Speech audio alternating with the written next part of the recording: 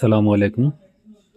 আজকে একটা তাফসির গ্রন্থ পড়তে গিয়ে তাফসির কারকের সূরা হাদীদের ব্যাখ্যা একটি নামকরণের একটি প্যারাগ্রাফ পড়ে খুব ভালো লাগলো, তাই আপনাদের সঙ্গে শেয়ার করলাম। আপনারা মনোযোগ দিয়ে শুনবেন, আশা করি আপনাদেরও ভালো লাগবে।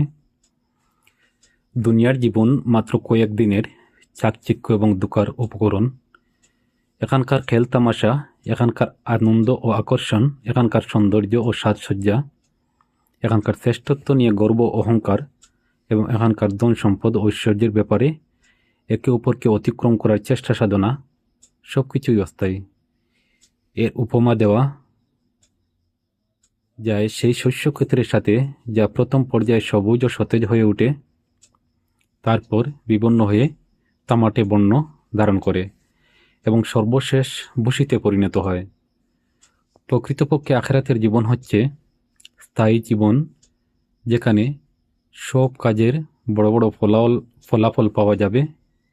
তোমাদের যদি প্রতিযোগিতামূলকভাবে কিছু করতে হয়, তাহলে জান্নাতের দিকে দ্রুত অগ্রসর হওয়ার জন্য চেষ্টা করো।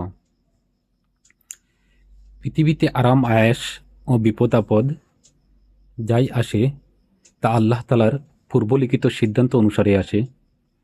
একজন ইমানদারের ভূমিকা হওয়া উচিত বিপদ আপদ আসলে সাহস না হারানো এবং আরাম আয়েশ ও সুখ শান্তি আসলে গর্ব প্রকাশ না করা।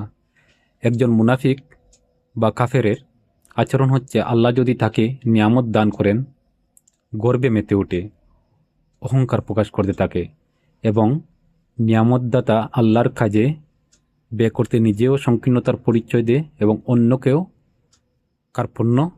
অন্যদেরকেও কার্পণ্য করতে উৎসাহিত করে বা পরামর্শ দেয়। এই ছিল এই প্যারাগ্রাফটি। নিশ্চয়ই আপনাদেরও ভালো লাগবে। যদি ভালো লাগে থাকে তাহলে কমেন্ট করবেন, শেয়ার করে অন্যদেরকেও জানার সুযোগ করে দেবেন। আসসালামু আলাইকুম রহমতুল্লাহি ওয়া বারাকাতুহু।